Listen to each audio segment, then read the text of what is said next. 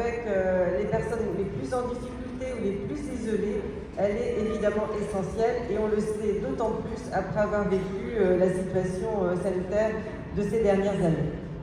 Après la vigilance, eh bien, c'est une autre action qui est, il me semble, extrêmement importante parce que dans notre société où tout va très vite, il y a des tas d'événements auxquels nous sommes confrontés les uns et les autres, mais quand on vieillit, on est plus vulnérable et certains le savent. Ce sont toutes ces fraudes sur les téléphones portables, ce sont toutes les sollicitations que vous avez au téléphone, ce sont finalement toutes ces incitations et qui peuvent vous paraître au départ très alléchantes et qui finalement sont des vrais pièges.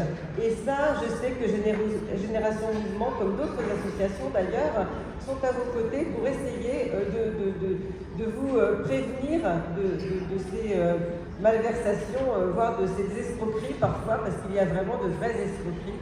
Et donc, cette vigilance, elle est importante. Elle est importante, cette vigilance aussi, par rapport au domaine assurantiel, et vous l'avez dit très bien, Monsieur le Président. Elle est très importante aussi sur le plan bancaire, et nous avons eu aussi la démonstration tout à l'heure qu'il y a aussi de la mobilisation au Crédit Agricole pour vous soutenir et vous accompagner. La vigilance, elle doit être à tout moment sur toutes les questions de la vie qui sont abordées lorsque l'on a votre âge, mais je pourrais aussi dire que c'est pour toutes les générations en réalité.